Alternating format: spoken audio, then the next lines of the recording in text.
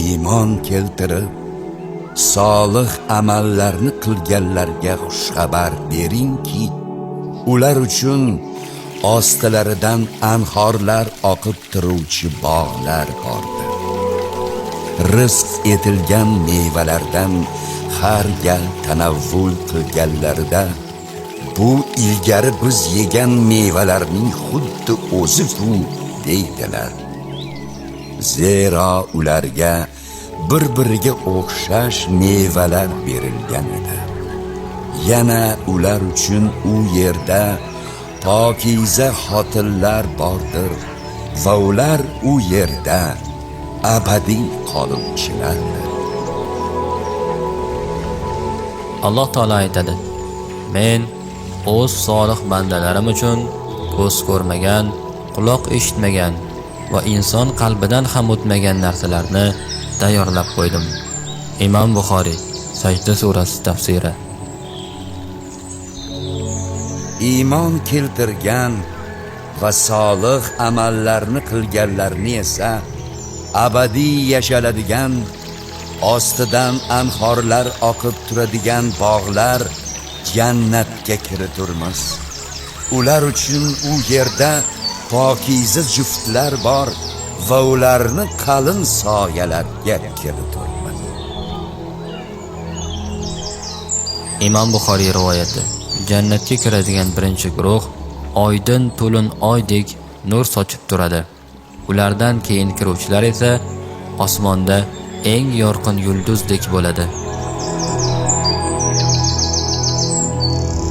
Taqvolilar uchun va'da qilingan jannatning misoli, uning ostida anhorlar doimo joriy, mevalari va soyalari boqiydir. Bu taqvo qilganlarning oqibati mukofotidir. Kofirlarning oqibati esa do'zaxdir.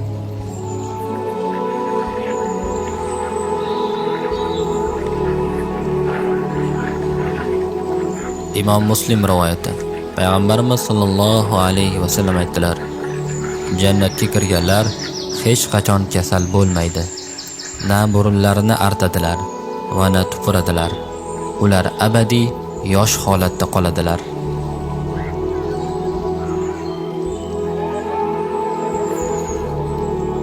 Taqvodorlar esa albatta jannatdagi bog'lar va buloqlardadirlar.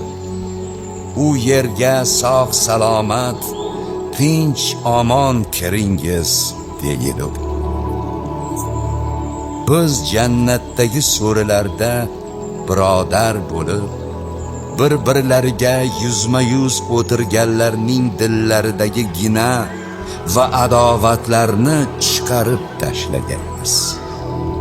U joyda ularga charchoq yetmas va ular u joydan chiqariluvchi ham emaslar. Ey Muhammad, bandalarimga bildirib qo'yingki, albatta g'afur, kechirimli va rahim, rahimli zot mening o'zimdir.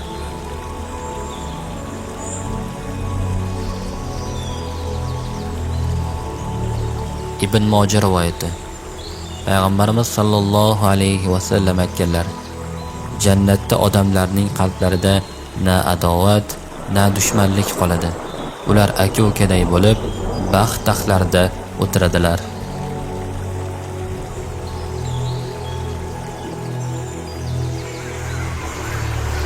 Taqvoli zotlar uchun va'da qilingan jannatning misoli, sifati budir.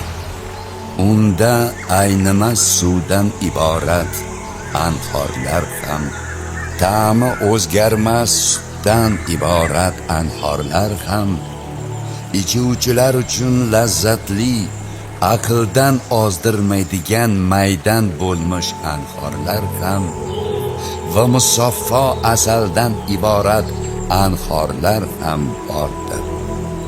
Ular uchun u joyda barcha mevalardan bordir va u joyda Parvardigorlari tomonidan mag'firat bordir.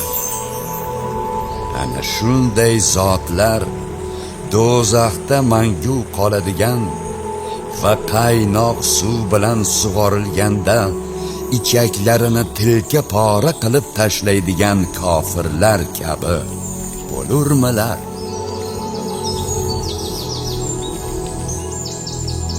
Cheksiz tinchlik maskani. Payg'ambarimiz sollallohu alayhi vasallam jannatni shunday ta'riflaganlar: unda g'am ham, qo'rquv ham bo'lmaydi va har qanday orzu-istaklar to'liq ro'yobga chiqadi.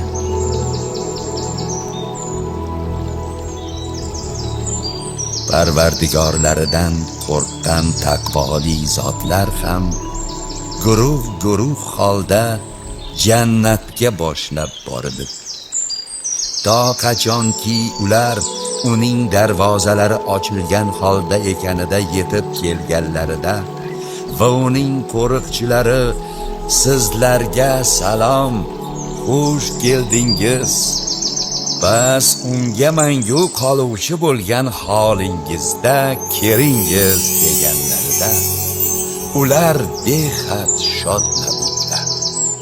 Ayturlar, bizlarga rost va'da qilgan va bizlarni bu yerga voris qilgan Allohga hamdki, jannatdan o'zimiz xohlagan yerdan o'rin olyapmiz derdi.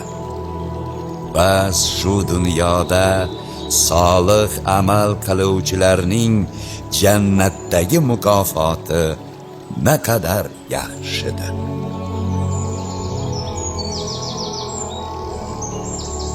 Ular u joyda so'rilarga yastangan hollarida o'tirurlar. U joyda quyosh haroratini ham, zamharir qish sovug'ini ham ko'rmaslar.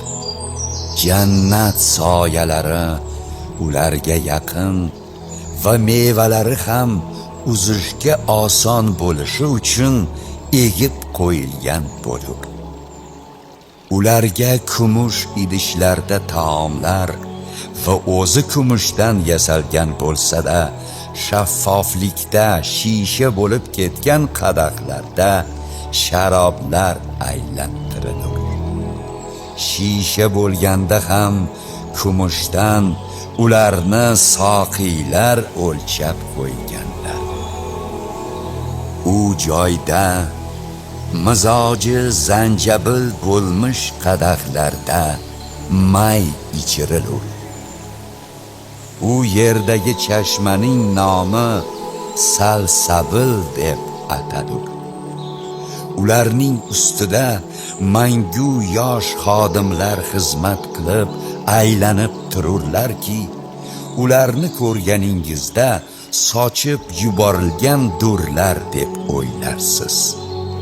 U joyga qaraganingizda noz ne'matlarni va katta podshohlikni ko'rursiz. Ustlarida yashil ipak va shoyi liboslar bo'lib, ular kumush bilaguzuklar bilan bezangan bo'lurlar va Parvardigorlari ularga pok sharob ichirur. Albatta bu sizlar uchun mukofot va sizlarning sa'y harakatlaringiz Alloh nazdida maqbuldir.